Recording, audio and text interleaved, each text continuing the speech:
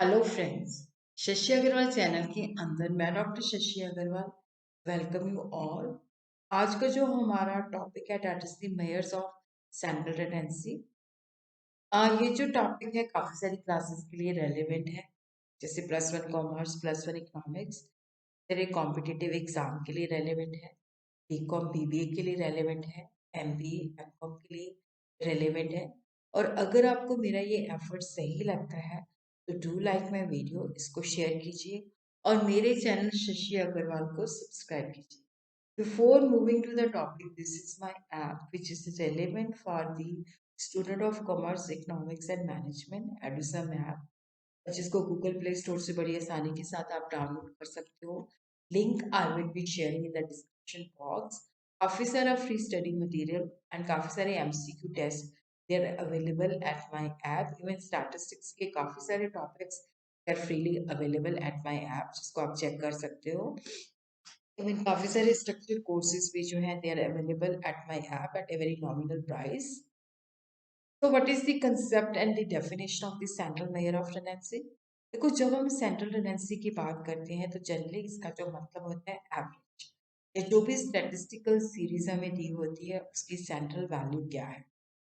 जब हम day to day भी बात करते हैं तो हम कहते हैं कि एवरेज मैं इतना कमाता हूँ, एवरेज मैं इतना काम करता हूँ, या हम कहते हैं कि हमारी ऑर्गेनाइजेशन के अंदर जो लोग काम, उनकी एवरेज एज इतनी है। जब भी हम एवरेज की बात करते हैं तो एक सिंगल वैल्यू होती है जो कि उस गिवन सेट ऑफ डाटा को रिप्रेजेंटेटिव करती है। क्योंकि अगर हमने किसी क्लास की परफॉर्मेंस के बारे में जानना है तो वहाँ पे हम उसकी एवरेज परफॉर्मेंस, या किसी क्लास की अगर हम बच्चों की हाइट जानना चाहते हैं तो वहाँ पे हम एवरेज कैलकुलेट करते हैं, जो उस पूरी क्लास के बच्चों की हाइट को डिस्क्राइब करती है। ये वैल्यू जो है ना तो छोटी होती है ना हाँ बहुत बड़ी होती है, बट इसकी वैल्यू जो होती है वो मिडल के अंदर लाई है। सेंट्रल टेंडेंसी और सेंट्रल वैल्यू या एवरेज, तो इसी के इर्द गिर्द क्या होता है कि जो आइटम्स ऑफ द डाटा होती है इसी के इर्द गिर्द रहती है। तो ये जिस्ट ऑफ द डाटा होती है क्योंकि ये पूरे डाटा को समराइज करती है। और इसको हम टेंडेंसी टुवर्ड्स द सेंट्रलाइजेशन कि ये मिडल ऑफ द डाटा के बीच में लाई करती है। ये सिंगल वैल्यू होती है जो कि रेंज ऑफ डाटा के अंदर ही होती है। और ये सिंगल वैल्यू जो है पूरी सीरीज की जितनी भी वैल्यूज दी हुई हैं उन सबको रिप्रेजेंट करती है, रिप्रेजेंटेटिव होती है। इसीलिए इसको हम मेयर ऑफ सेंट्रल वैल्यू भी कहते हैं। सेंट्रल टेंडेंसी के अंदर वो सारे मेथड्स आ जाते हैं जिसके द्वारा हम स्टैटिस्टिकल सीरीज की एवरेज को कैलकुलेट करते हैं। Croxton and Cowden is defined average जो एक सिंगल वैल्यू है जो कि within the range of the data होती है, जिसके बेसिस पे हम वो रिप्रेजेंट करती है। और ये जो एवरेज होती है with in the range of the data होती है, इसी वजह से हम इसको मेयर ऑफ सेंट्रल वैल्यू कहते हैं। क्लार्क के मुताबिक एवरेज एक ऐसी फिगर है जो कि पूरे ग्रुप को रिप्रेजेंट करती है। Poly defined the science of average, तो बेसिक पर्पस जो होता है कि हमने एवरेज कैलकुलेट करनी है जो उस डाटा की रिप्रेजेंट करे, उस डाटा को रिप्रेजेंट करे, उसको ब्रीफली डिस्क्राइब करे। यहाँ पे हम सिंगल वैल्यू जो है ऑब्टेन करते हैं जो कि पूरी डाटा के करेक्टरिस्टिक्स को बताती है। तो यहाँ पे हम जो पूरा डाटा है उसको समराइज करके एक सिंगल वैल्यू कैलकुलेट करते हैं ताकि हम पूरे डाटा के बारे में इंफॉर्मेशन प्राप्त कर सकें। अब जैसे इंडिया की इकोनॉमी डेवलप्ड है या डेवलपिंग है, तो यहाँ पे हम पर कैपिटा इनकम जो है कैलकुलेट करते हैं, जिसके बेसिस पे हम जब दूसरे देशों के साथ कंपेयर करते हैं तो देखते हैं कि हमारे जो इंडिया के लोग हैं वो पुअर हैं, या उनको हम कह सकते हैं कि उनकी जो पर कैपिटा इनकम है that is comparable with the developed nation. तो कंपैरिजन करने में भी हमें हेल्प करती है, क्योंकि जब हम एवरेज कैलकुलेट कर लेते हैं तो उसके बेसिस पे हम कंपैरिजन कर सकते हैं। जैसे हमने सेल की देखनी है मंथली, तो हम देख सकते हैं कि एवरेज सेल ऑफ जनवरी ये है, एवरेज सेल ऑफ फेब ये है। तो हम कंपेयर कर सकते हैं कि हमारी परफॉर्मेंस सेल के अंदर इंक्रीज हो रही है या नहीं हो रही है। What are the objective and function? Briefly describe करती है। The main purpose of an average is to present a brief description of the principal feature of the data. और एवरेज के बेसिस पे सरकार को पॉलिसी बनाने में भी हेल्प करती है। जैसे हम इंडिया और यूएसए की जब पर कैपिटा इनकम को कंपेयर करते हैं तो देखते हैं कि जो इंडिया की पर कैपिटा इनकम है that is quite less than the USA people. तो उस तरह से देखती है कि सरकार के हमारा देश गरीब है, तो इसको हमने किस तरह से लोगों की इनकम को इंक्रीज करना है, किस तरह की पॉलिसीज हमें बनानी चाहिए। और इसके बेसिस पे हम स्टैटिस्टिकल एनालिसिस भी कर सकते हैं। एवरेज जब हमारे पास आती है तो क्या हम एनालिसिस करते हैं, देखते हैं कि हमारी परफॉर्मेंस पहले से कम हो रही है। जैसे मान लो कि आपने बच्चों की हर एक सब्जेक्ट के अंदर जो है पर्टिकुलर क्लास की हर एक सब्जेक्ट के अंदर एवरेज कैलकुलेट की तो पता चलेगा कि कौन सा सब्जेक्ट ऐसा था जिसके अंदर लोगों की परफॉर्मेंस लो थी। और एवरेज जो है यूनिवर्स और मास ऑफ स्टैटिस्टिकल डाटा को रिप्रेजेंट करता है। Essential of a good average के रिजिडली डिफाइन होना चाहिए ताकि उसकी एक ही इंटरप्रिटेशन मिले। वहाँ पे अलजेब्रिक फार्मूला, मैथमेटिकल फार्मूला होना चाहिए। और अगर जैसे अलग अलग लोग कंप्यूट करते हैं, सेम डाटा है, तो हमारा आंसर जो है सेम आना चाहिए। जब हम एवरेज कैलकुलेट करते हैं तो it should be based on all items, तभी हम कहेंगे कि it is the representative. Easy to calculate होनी चाहिए, इजी टू अंडरस्टैंड होनी चाहिए। और यहाँ पे अगर हम 10 different groups of college students लेते हैं, एक ग्रुप की एवरेज हम निकालते हैं, we should get same value. और इसको हम फर्दर अलजेब्रिक ट्रीटमेंट कर सके जिससे हम और स्टैटिस्टिकल एनालिसिस कर सके। एवरेज ऐसी होनी चाहिए जो कि सैम्पल वैल्यू से इफेक्ट ना हो। उसी तरह जो types of central measure of tendency है, average, mathematical average, positional average, commercial average भी है, वो मैंने यहाँ पे नहीं लिए हैं। वो मेरी क्योंकि जो सिलेबस के अंदर है वो mathematical average and positional average के ऊपर ज़्यादा फोकस्ड है। तो मैथमेटिकल एवरेज के अंदर arithmetic average, geometric mean, harmonic mean, positional value के अंदर median and mode and partition value के ऊपर फोकस करती है। तो अर्थमेटिक मीन जो है that is simple average of all the items in series. तो ये सिंपलेस्ट मेयर है। इसके अंदर क्या करते हैं कि जो हमें डाटा दिया होता है उस सारे डाटा के अंदर जितने भी एलिमेंट्स होते हैं उन सबको हम ऐड करके नंबर से डिवाइड कर देते हैं। तो मीन का मतलब है total value for all the items divided by the number of items. इसको हम मैथमेटिकली इस तरह से लिखते हैं एक्स और उसके ऊपर बार होती है।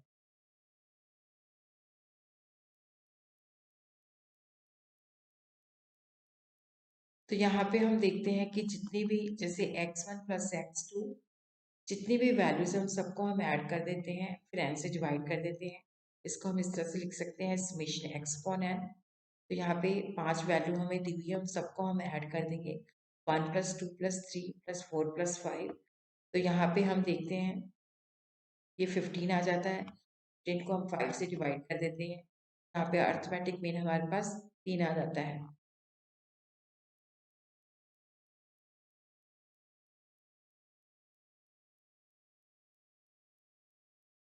तो अर्थमेटिक मीन को हम कैलकुलेट कर सकते हैं सिंपल अर्थमेटिक टाइप जो है, वेटेड अर्थमेटिक मीन। और यहाँ पे जो सिंपल अर्थमेटिक मीन होता है उसके अंदर all the items of the series are given equal importance. Weighted arithmetic mean के अंदर जो डिफरेंट आइटम्स ऑफ सीरीज है उनको हम अलग अलग वेट जो है प्रोवाइड करते हैं उनकी इम्पोर्टेंस के मुताबिक। अर्थमेटिक मीन जो है दैट इज सिंपल, जिसको हम बड़ी आसानी के साथ कैलकुलेट कर सकते हैं। ये फ्लक्चुएशन से ज़्यादा इन्फ्लुएंस नहीं होता। It is based on all the items.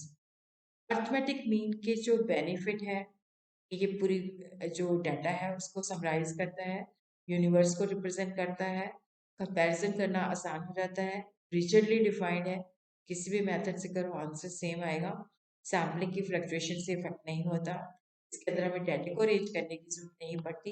लेकिन इसके कुछ शॉर्ट कमिंग्स भी हैं, डीमेरिट्स भी हैं। अगर हमारे डाटा के अंदर जो है बहुत ज़्यादा एक्सट्रीम वैल्यू दी हो तो मीन उससे प्रभावित हो जाता है। और अगर डाटा के अंदर क्या है, हाईली स्क्यू डाटा है, तो यहाँ पे हम यूज नहीं कर सकते। मिसिंग आइटम्स है, कुछ वैल्यू नहीं दी हुई, तो वहां पे भी हम कैलकुलेट नहीं कर सकते। मीन को हम इंस्पेक्शन और ग्राफिकली भी लोकेट नहीं कर सकते, और इसको हम क्वालिटेटिवली भी मेजर नहीं कर सकते। इसको हमें मैथमेटिकली फार्मूला लगा के जो है कैलकुलेट करना पड़ता है। तो मीन हम कैलकुलेट करते हैं अनग्रुप डाटा के अंदर। ग्रुप डाटा जो कि डिस्क्रीट एंड कंटिन्यूस, जिसके अंदर फ्रीक्वेंसी दी होती है, अनग्रुप डाटा के अंदर फ्रीक्वेंसी नहीं दी होती। फ्रीक्वेंसी का मतलब होता है कोई चीज़ कितनी बार अकर करती है, तो इसके अंदर एक चीज़ एक ही बार अकर करती है। तो ये हमें डिफरेंट आइटम जो है प्रोवाइड की होती है। तो अनग्रुप डाटा या इंडिविजुअल सीरीज के अंदर अगर हम सिंपल अर्थमेटिक मीन कैलकुलेट करते हैं, तो there are three ways. Direct method है, अज्यूम मेथड है, या शॉर्टकट मेथड है, या स्टेप डेविएशन मेथड है। अगर कोई कॉमन एलिमेंट वहां पे प्रेजेंट है तो वो फार्मूला लगा के हम सॉल्व कर सकते हैं। तो सबसे पहले हम देखते हैं डायरेक्ट मेथड, जिसके अंदर सारी चीज़ों को हम ऐड करके जो है एन नंबर से डिवाइड कर देते हैं। तो डायरेक्ट मेथड के अंदर जो फार्मूला है समेशन एक्स अपॉन एन। तो दिस इज द फार्मूला जिसके अंदर हम सारी जो डाटा के अंदर वैल्यूज दी होती है उन सबको हम ऐड कर देते हैं। समेशन का मतलब है कि हमने सारी आइटम्स को टोटल करके यहाँ पे लिखा है, और एन जो है नंबर कि जितनी आइटम्स है, जैसे 5 आइटम है, 5 से अगर 6 आइटम है तो 6 से डिवाइड करें, जो भी नंबर है वो हम एक सॉल्व करके देखते हैं। यहाँ पे हम देखते हैं कि यहाँ पे जो है ये हमारे पास दिए हुए हैं, ये हमें x की वैल्यू दी हुई है। यहाँ पे हम देखते हैं एक चीज एक ही बार अकर करती है, तो ये अनग्रुप डाटा है, इंडिविजुअल सीरीज है। इन सबका हम टोटल निकाल लेते हैं, 10 + 20 + 30 + 40 + 50। तो 5 आइटम्स हैं, 1 2 3 4 5, उसे डिवाइड कर देते हैं, तो देन वी हैव अर्थमेटिकली 30। तो इंडिविजुअल सीरीज के अंदर जो डायरेक्ट मेथड है उसका जो फार्मूला है समेशन एक्स अपॉन एन।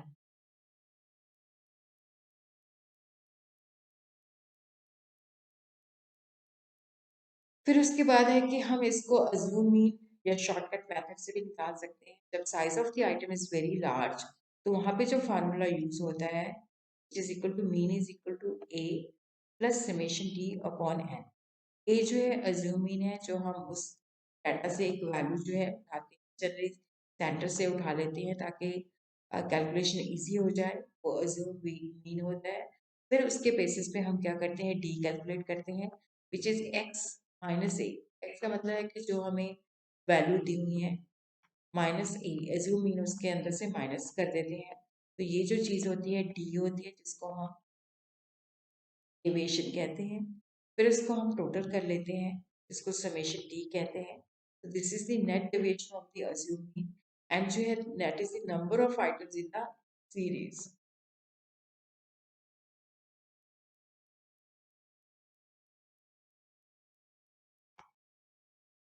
तो इस तरह से ये हमें वैल्यूज दी हुई हैं। 10 स्टूडेंट्स हैं जिनकी पॉकेट मनी हमें बताई गई है रुपीज़ के अंदर। तो यहाँ पे हम कोई भी एज्यूम वैल्यू जो है उठा लेते हैं। जैसे यहाँ पे मान लो आपने 20 को उठा लिया, तो फिर से हम डी निकालते हैं। यहाँ पे हम डी निकालेंगे, तो यहाँ पे डी निकालने का जो है x माइनस ए है, अज्यूम बी मीन हमने 20 लिया है, 12 minus 20 which comes -8, 10 minus 20 which comes -10, 15 minus 20 which comes -5, 18 minus 20 which comes -2। तो ये मैंने जो माइनस आइटम्स है उसको मैंने रेड से डिपिक्ट किया है। और उसके बाद 20 minus 20 0, 22 minus 22 30 minus 20 10, 35 minus 20 15, 40 minus 20 20, 43 minus 20 23। तो इस तरह से आपने डी की वैल्यू जो है निकाल लेनी है। फिर उसके बाद हमने जो नेगेटिव वैल्यू है रफ के अंदर का टोटल करना है, तो ये आ जाती है 25। फिर हमने पॉजिटिव वैल्यू जो है उसको अलग से टोटल कर लेना है, ये आ जाती है 65। तो 65 के अंदर से आपने नेगेटिव वैल्यू को माइनस कर देना है, तो ये आ जाती है 40। नेट जो समेशन डी है हमारा 40 है। तो यहाँ पे हमने फार्मूले के अंदर अज्यूमिंग 25, सॉरी अज्यूमिंग जो है हमारा यहाँ पे 20 है, तो यहाँ पे आपने 20 लिख देना है। यहाँ पे आपकी जो अज्यूम वैल्यू है वो आ जाती है, मीन है आपका वो आ जाता है 24। इस तरह से आपने जो है अज्यूम मीन लगा के अपना जो है मीन कैलकुलेट कर सकते हो। अज्यूम मीन हमारा 20 है, डेविएशन हमारी 40 है, 40 को हमने 10 से डिवाइड किया, वो 4 आ गया। तो यहाँ पे हमारा जो अर्थमेटिक मीन आता है वो है 24। तो शॉर्टकट मेथड हम वहाँ पे लगाते हैं जब हमारे पास डाटा बहुत बड़ा होता है, तो हम अपनी जो कैलकुलेशन है उसको सिंप्लीफाई करते हैं। तो स्टेप डेविएशन फर्दर सिंप्लीफिकेशन है, क्योंकि इसके अंदर ये अज्यूमिंग का एक्सटेंशन है कि ये वहाँ पे यूज़ किया जाता है जहाँ पे बहुत ज़्यादा न्यूमेरिकल डेट बड़ा होता है, तो हम वहाँ से कॉमन एलिमेंट से उसको डिवाइड करके छोटी फिगर ले लेते हैं ताकि मीन को कैलकुलेट करना आसान हो जाए। तो यहाँ पे हम देखते हैं, जैसे डी डैश कैलकुलेट करते हैं, जो हमने डेविएशन कैलकुलेट की है अज्यूम मीन से, उसको हम कॉमन फैक्टर से डिवाइड कर देते हैं। तो यहाँ पे हमारा जो फार्मूला है A, that is the assume mean, plus summation D dash on N, फिर उसके बाद हम उसको कॉमन फैक्टर से मल्टीप्लाई कर दें। तो यहाँ पे हम इसको इस तरह से सॉल्व करते हैं। तो यहाँ पे हमें डाटा जो है दिया हुआ है, तो हम इसके अंदर से अज्यूम वैल्यू जो है वो 50 ले लेते हैं। पहले डी कैलकुलेट करेंगे, फिर उसके अंदर अगर कोई कॉमन एलिमेंट है तो उसे हम डिवाइड कर देंगे, डी डैश निकालेंगे। तो इस तरह से x माइनस ए जो है आपने वैल्यू जो है निकाल लेनी है। तो जो नेगेटिव वैल्यू है उनको मैंने रेड से, जैसे 10 minus 50, 20 minus 50, 30 minus 50, 40 minus 50, 50 minus 50, 60 minus 50, 70 minus 50, 80 minus 50, 90 minus 50, 100 minus 50। तो इस तरह से, क्योंकि इन सबको हम 10 से डिवाइड कर सकते हैं, तो यहाँ पे division divided by common factor, that is 10। 10 एक कॉमन फैक्टर है जिससे हम पूरी सीरीज को 10 से डिवाइड कर सकते हैं। तो यहाँ पे हमने डाटा को और भी छोटा कर दिया जब हमने उसको कॉमन एलिमेंट से डिवाइड किया। -4, -3, -2, -1, 0, 1, 2, 3, 4, 5। तो यहाँ पे हम उसको क्या करते हैं कि जो नेगेटिव आइटम्स हैं उनका टोटल निकालते हैं, जो पॉजिटिव आइटम्स हैं उनका टोटल निकालते हैं। तो नेगेटिव आइटम्स का टोटल जो है 10 है, और जो पॉजिटिव आइटम्स हैं उनका टोटल है 15। तो यहाँ पे हम देखते हैं कि 15 माइनस 10, तो इसको भी मैं ठीक कर देती हूँ। तो ये आ जाता है 5। तो हमारा फार्मूला है ये वाला, 50 प्लस 5 डिवाइडेड बाई 10। तो कॉमन फैक्टर 10 था, उससे 10 से मल्टीप्लाई कर दिया, तो ये 10 10 कट हो जाएगा। तो हमारा यहाँ पे जो मीन आ जाता है दैट इज 55। तो नेक्स्ट वीडियो के अंदर we will understand the discrete series.